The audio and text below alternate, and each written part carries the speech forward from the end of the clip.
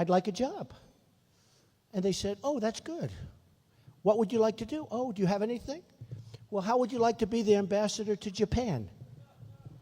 She went, really? This was on 60 Minutes. I'm telling you, it's very close. Because all those live cameras back there, they're going to test me. You know, I can't even exaggerate anymore. It's true. They're testing me all the time. He said this, and it wasn't quite that way. He said The Art of the Deal is the greatest selling business book of all time. I think it was. But now I say one of them. That way I can't get in trouble. I think it was. So they have Carolyn Kennedy, ambassador to Japan. She goes, really? Wow. She goes, are you serious? They made her ambassador to Japan. And now they show her in Japan, 60 Minutes, and Abe, killer. He's a killer. Abe is the new head of Japan, right? And Abe is wining and dining her, feting her, you know, dinners, state dinners, beautiful. I mean, she's a wonderful person. She doesn't have a clue. So I have Carl Icahn. Does anyone know Carl Icahn? Carl is great. He said, Donald, do me a favor. Stop calling me a killer. But I said, Carl, you're a killer. But he doesn't want me to call Carl, so I will not call him a killer. Is that okay? And I have other guys, very tough. But I said to Carl, how do you think you do against Japan? Oh, they're killing her, no problem. Believe me, put them in the room, we're going to win. All right? No problem. But we're not going to win with Carolyn Kennedy. We're not going to win. The first thing I say is, if they're selling trillions and we're doing down here like peanuts, it's got to equalize, folks. What kind of a deal is this? China's worse. I love China. I love the people of China. Just like in Mexico, I love the people. The problem with Mexico, with China, with Japan, their leaders are much smarter than our leaders, like to a point of no return. We're getting killed. It's hard to believe. You know, I always use as an excuse, nothing to do with business, but it's a good sort of a reason. Sergeant Bergdahl, right? We know Sergeant Bergdahl. A traitor. 6 people died looking for him. He left. He deserted. Went to the other side. He didn't realize the other side wasn't treating him so nice. You know, they were not too nice to him. They roughed him up. But so he says, good. I agree. Good. Drop him back. Let's retrade that deal. So we get Bergdahl a traitor. This is the same people that make our trade deals. We get Bergdahl, a traitor that we don't want. I don't want him. Does anybody here want him? And they knew that he was a traitor because they had a general and a colonel interviewing the guys and the people that were with him. So they knew he left. It wasn't like, oh, they found out later. They knew before the deal was made. So we get a traitor named Bergdahl. 6 people died trying to find him. We get him. They get 5 killers that they've wanted for 10 years. They were released, and now they're on the battlefield trying to kill everybody, including us. This is the kind of deals we make. Now, you tell me what's going on with our thinking, what's going on with our country. We're not going to have a country soon. So we're going to have, if I win, the greatest people in the world, and I know them all. You know, I come from New York. I really deal like at this really high level. I built this incredible company. They said, income over $400 million a year. Do you believe that? What the hell do I want money for? They said, oh, do you think he'll want to raise money for his campaign? What the hell do I need money for? It's ridiculous. I never thought I was going to make this kind of money. No, I never thought I was going to make. No, it's true. They have a line called income. And I think it says between like $350 and $600 million a year. I said, well, that's a lot of money. I didn't even know I made that much money. That's a lot of money. I said to my accountant people, they said, yeah, you do really well, Mr. Trump. But you know, when I see these guys raising money, and I was the king. Nobody was better than me. Don't forget, when I'm sort of an outsider now because I ran, because I'm not supposed to be running. It's supposed to be these politicians. They run professionally. They're professional runners. They run. They lose. They win. They keep running. They run. Oh, who cares? With us, it takes guts. You know, business people, it takes guts to run for office. It takes guts. A lot of people said, you'll never run. Everybody was saying, I'll never run. But with a guy like Bush, and by the way, when I did run, I just said, look, I'm going to do it. I just saw such stupid things. You turn on, you read the papers, You see, oh, how could this be happening? It's so easy. It's so easy. We're so stupid. How could it be happening? And I told my wife, I'm just going to do it. And you know what I did the morning of that I announced, which was a great announcement because I brought up illegal immigration, and I got killed for 2 weeks. They wouldn't even be talking about immigration had I not made that statement. It's true. It's true. You wouldn't be talking about it. So true. And it's far worse than what I thought. And, oh, did I get killed? Rush Limbaugh said, I have never seen a human being receive more incoming. I hadn't heard that. Incoming, meaning press. And I did. I was just being decimated. People said, can you apologize? I said, I can't do that because I know I'm right. I know I'm right. And I talked about the crime, and I talked about the problems with illegal immigration, and I talked about these things. And people, all of a sudden, you had the horrible tragedy of Kate in San Francisco, and you had many other tragedies. Even the other night, last week, a woman from California, 66 years old, raped, sodomized, tortured, and killed by an illegal immigrant. She was a veteran, by the way. 66-year-old woman, raped, sodomized, tortured, and killed. And that was in last week. And there's many of these instances. So I say, we have to do something. We can't have weak people anymore. We just can't. Somebody said Trump doesn't have the temperament. I have the perfect temperament. I built this great company. A perfect temperament. I have the right temperament. In fact, I went for a physical because somebody was saying, oh, did you take a physical? Well, I feel like I'm in good shape, but you got to be careful. And the doctor said, I don't know, 110 blood pressure, like 110. The doctor said, you have the blood pressure of a great athlete. This is impossible. I have really low blood pressure. Can you imagine if I had high blood pressure? Would I be in trouble? I wouldn't be here. I would have exploded someplace about 20 years ago. It's true. No, I have low blood pressure. Nobody believes I have low blood pressure. I have great temperament. And you need great temperament. But you know the other thing that you need? And I thought it was so important. Somebody said to me, it was a great compliment, one of the great business guys said, Trump is the most unpredictable guy I've ever. That's what we need. We need some unpredictability. We really do.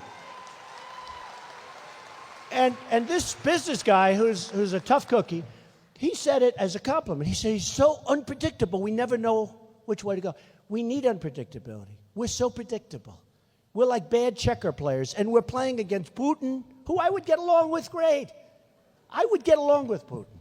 You see, we're sending planes over. We're sending boats over. Why isn't Germany helping? Why aren't the European countries? We're talking about the Ukraine. I feel very strongly about the Ukraine. It's great. But why do we have to be in the lead all the time? So we got that. We're fighting. They're showing these gorgeous, brand new F-22s. That's the newest and the best. They're going over for a potential conflict with Ukraine. But where are the Europeans? Why are we always doing it? I love Ukraine. I love Ukraine. But why do we always have to be late? Now, we have in North Korea, the guy's acting up again. Every 6-7 months he starts to act up. Okay? Now, 2 weeks ago, I ordered 4,000 television sets. They all come from South Korea. They're making a fortune. I don't know if anybody here, does anybody make television sets? I swear, I'd pay more money. They don't even make them in the United States anymore. Does anybody make television sets? You know what I mean. Samsung, LG, all of them. They all come from South Korea. I paid a fortune. They gave me a pretty good price, actually. Got the nice one, with a nice round screen, beautiful. 4,000, that's a big order for a big job. And so I ordered all these televisions, and I said, boy, I paid a lot of money. And then you look at the balance between the United States and South Korea. They're killing us. China, you see the deficit that we have with China? I mean, if you had a business that lost money every year, you'd close it, right? You'd do something. We have a deficit with China. I won't even say the number. It's so ridiculous. It's massive. We have rebuilt China. And again, I have the largest bank in the world as my tenant from China. And they just renewed their lease. I said, are you sure you want to renew your lease in my building? Oh, we love you, Mr. Trump. They love me because they're smart. They know I'm telling the truth. They actually just renewed their lease for 10 years. But the largest in the world. So large, they consider Citibank a small subsidiary. I said, how does Citibank compare? They look at me like, Citibank? That's like nothing. These are massive, massive, powerful banks. And They can't believe they're getting away with what they're getting away with. They just can't believe it. So we can straighten this out. We need great business minds. There are minds in this room that could do a fantastic job. A fantastic job. But when you look at what China has done, and I said it the other day and I thought it was very good, the greatest theft in the history of the United States and perhaps the world. That's the money that China has taken from the United States and rebuilt itself. Greatest theft, think of it. That's a pretty big statement, right? Greatest theft in the history of the United States, perhaps the world. Now, that's not only the money, that's the money and the jobs and everything else. So again, I respect China. Great respect. In fact, the Chinese leader is coming over here next week. We'll give him a great dinner. We'll celebrate him. You don't do that to people that are, you just, let's have lunch. You don't need these big state dinners. You don't need them. They probably leave and they say, what a bunch of dopes. Can you believe the way they try? Look. So, again, whether it's Japan or Mexico or China, I love them. I just wish our leaders were smart. I know the greatest negotiators in the world. Some are overrated that you heard of. Some are underrated. Some you never heard of. I know the best. Like Carl Icahn's one of the best. If I put Carl in charge of Japan, Carl, handle Japan trade deals. It's over. Just walk away. Let them on the run. Oh, forget it. They even know that they don't have a chance, okay? It's over. And if I put another person, you understand, okay? Not Carolyn Kennedy. I love her. Not Carolyn.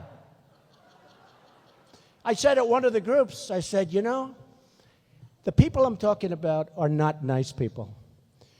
They're vicious, horrible, miserable human beings. But they're the greatest negotiators in the world. And I said to the audience, do you care? And they gave me a standing ovation. They said, we love them. I said, you'll never have dinner with them? They think horribly of you? These are terrible people in many cases. In about 2% of the cases, they're actually nice people. But who cares? I want our great negotiators negotiating our deals. I don't want these nice people that got there because they gave political contributions. It's true. They got there because they got friendships. I want the best and the brightest and the smartest because that's what we're dealing with. In China, they are so smart. What they've done to their currency is so brilliant. They have manipulated. Now, they may be creating a bubble, and they don't care because we're going to pay the bigger price for the bubble than them, if it is, in fact, a bubble. But when I see these people that are and I know some of them. I know some of the people that are our top trade people. I don't want to get personal because they're nice people. And they see me and they like me and I like them. They don't like me. I mean, I'm sure behind my back they say bad stuff, but that's okay. They pretend they like me, I will say that. Especially now since I'm leading in every poll. Now they're really liking me. You know why? Because they want to keep their job, but that's not going to happen. I'm sorry. We're going to put the right people in. But when I look at Jeb Bush, who raised $125 million, now I used to be one of those people. He raised 125. Hillary raised 60, but people are really afraid of Jeb now because these are people, you know, there was an article that Jeb's funding is drying up. His paper. No, it's drying up. You know why? Because he's losing so badly. To me, he's losing so badly that people are starting to have, but it doesn't matter because they thought he was like the establishment guy. He'd walk in, would have another Bush, would have another. Remember the read my lips, no more taxes? And I like the father. But do you remember that? Read my lips, no more. That was the end of him when he gave one of the largest tax increases in history. It's the same old stuff. His brother gets us into that mess in Iraq that we never recovered from. Then Obama blew it by getting out the wrong way. I mean, look, everybody blew it. Everybody blew it. But when I look at Jeb raising hundreds of millions of dollars, which is honestly the only thing he has. Without that, he's got nothing. Zero. But he'll do attack ads on me at some point. And I tell people, get ready. They'll say, just like that crummy newspaper that I threw up in the air, it'll be false stuff. Everybody knows. Look, I've done a great job. Maybe a little controversial, but that's okay. I've done a great job. But when I look at that, all of those people, most of whom I know, many of whom you don't know because it's secret. You know, they should have transparency in giving. Nobody ever talks about that. I want to know who gave. If somebody gives $5 million, that's okay. Let me know who he is at least so I know what it is. They don't do that. You don't have transparency. You should have complete transparency. And the laws are so crazy. You know, Jeb puts his best friend in charge of his pack. They're not allowed to talk. They don't talk. They play golf together or they do get together for dinner. But they don't talk. We don't talk. We never mentioned anything. Give me a break. Okay, give me a break. But when I see this kind of money put into things, the people that put up the money have total control over Jeb, over Hillary, over everybody. Total control. Total control. Hey, honestly, nobody played the game better than me. I understand. I was the king. Nobody played it better than me, and it's not necessarily a good system for our country. Because if you have a lobbyist that gave a lot of money, and that lobbyist is representing a country or a company, and that lobbyist wants something, that lobbyist is going to get it. 9 times out of 10, I can practically say 10 times out of 10, that lobbyist is going to get what he or she wants. A couple of weeks ago, somebody came to me, very powerful lobbyist. I'd like to put money into your campaign, $5 million. I said, oh, yeah. You know, I'm a business person. How do you say no, right? I said, I don't want it. I don't want your money. Because he would come to me in 2 years, 3 years, 4 years, 1 year, 6 months, who knows? And he's going to want something. And it may be not for the good of the country. And all I care about is the country. You know, I built this. Thank you.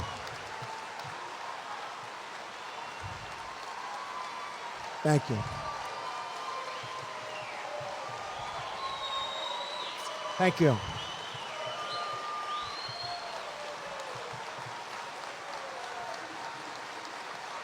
Thank you.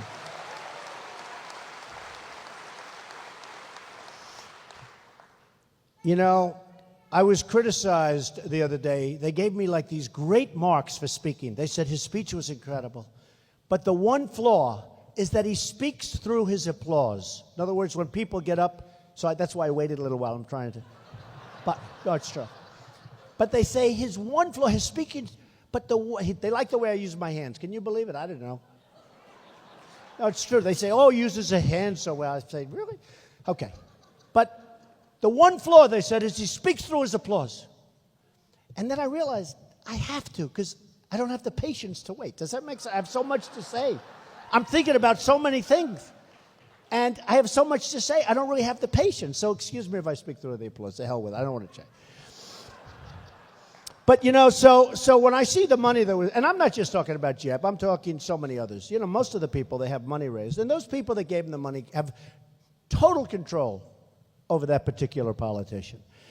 And one of the things that resonates, when I was in Alabama last week, we had 30,000 people. It was unbelievable. Unbelievable. I was in Iowa the other night. We had 4,000 people in a room that never had that many, and it was an amazing evening. The polls came out, by the way, leading Iowa. A poll just came out, by the way, a poll just came out 2 days ago. South Carolina, 30%. Forget about everything else, right? 30%. In New Hampshire, a great poll, public policy, just came out, 35%. I mean, the second place is so far back I won't even bother mentioning. And all of them, North Carolina, the state of Nevada, Florida. In Florida, I'm leading the governor and the senator by a lot. Can you believe that one? Now, I love Florida.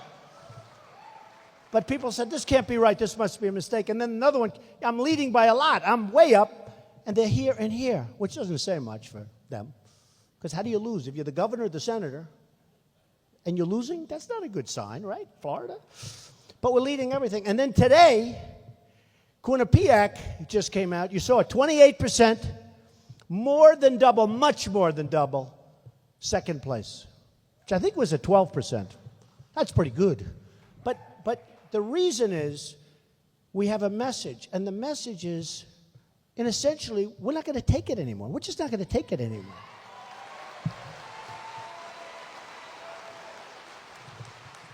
So, a couple of weeks ago, we came out with our immigration plan, and it's honestly been met with, I know you've heard, very controversial and all, but generally speaking, it's been met with tremendous applause.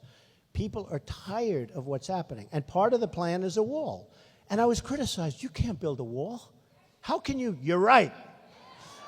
She's obviously in the building real estate business, right?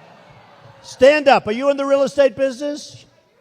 And you know what I'm doing. Can Trump build a wall? And it's going to be so beautiful.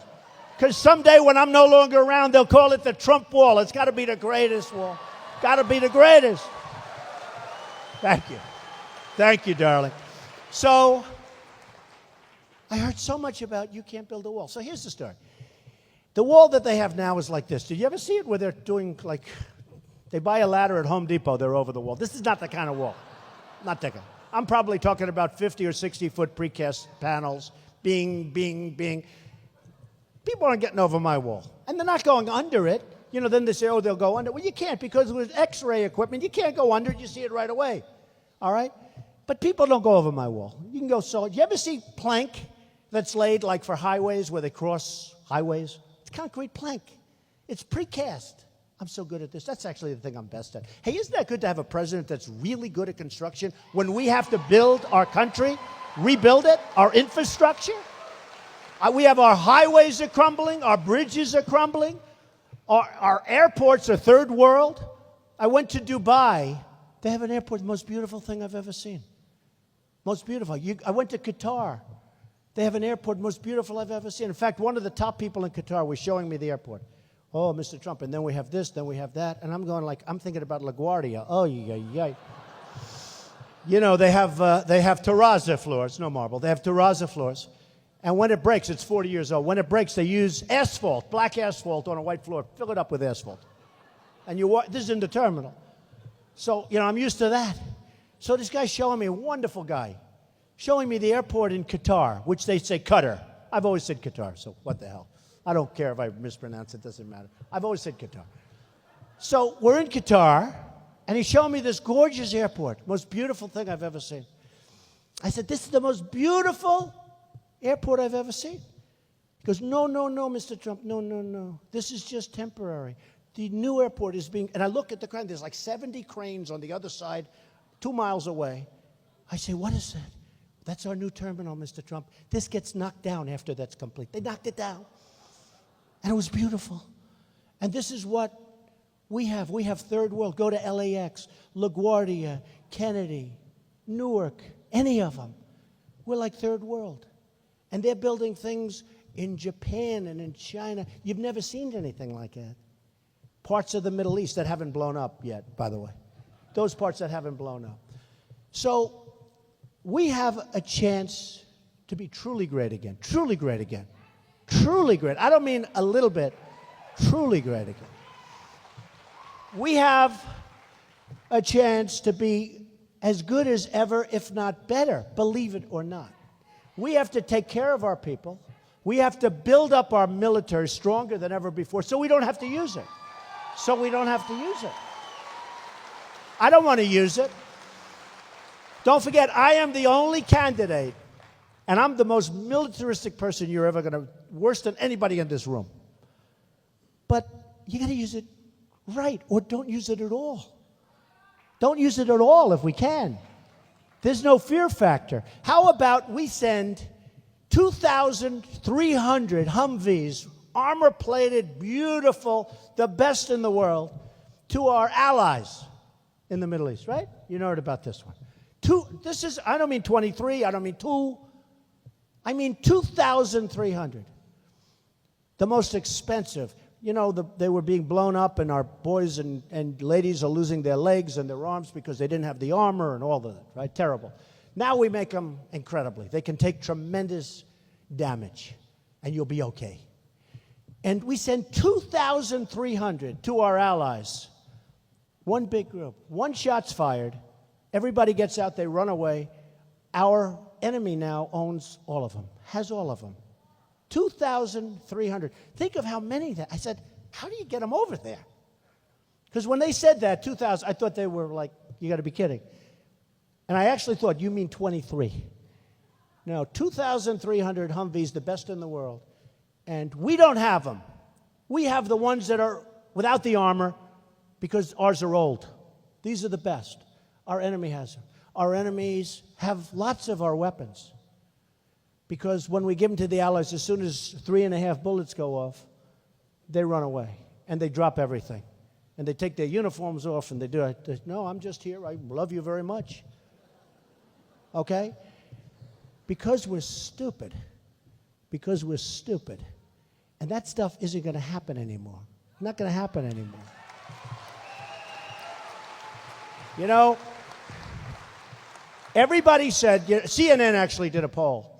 And the poll it was a wonderful poll. Well, believe me, I wouldn't be talking about it. But it was a wonderful poll, had me leading. But more importantly, in the background, they had these different categories. Who's best on leadership? Trump by far. Who's best on finance and economics? It was like 5 times, so much better than they were in the dust. I don't mean like a little bit better. I don't mean 2 or 3 times better. I mean much better. And who's better on the only thing I did badly on was, is he a nice person? And people said, no, I was last in terms of niceness. But I think I'm the nicest of all. I just don't want to be taken advantage of. Does that make sense? That was my only weak thing. And a woman came up to me, and she had seen the poll. And she said, Mr. Trump, I just heard your speech. I love what you said. But you know what? I don't know if you're nice enough to be president. And I said, number one, I really think I'm a nice person. I help people. I love to help people. But I really think that this is going to be an election that's not based on niceness. It's going to be based on competence and smartness and toughness, because we're tired of the nice. We don't need the nice. We need the competent. And we're going to have such a competent, brilliant presidency if I win. And I think we're going to have a really good chance. You know, when people were talking about the polls today, some of the people were like sort of surprised. And John McLaughlin, you know John McLaughlin? He does the McLaughlin Report. He was arguing with somebody because my poll numbers were good. I was doing very good. He has a show, McLaughlin. I never met him. I don't know who he is. But he said something he said, this man has had great achievement and accomplishment all his life. All his life. I go to Europe, I see his name. I go all over the city, I see his name. I see buildings, I see other things he does. He's a man of great achievement. Why wouldn't he do well? And I thought it was very nice. I wrote him a letter. I said, thank you very much. Thank you very much. One of the things that I'm most proud of is that a few of the people that I'm running against really, really hit me hard. One was Governor Perry, and he went from 5% to nothing. He went to nothing. And he would make speeches about me. What a bad guy.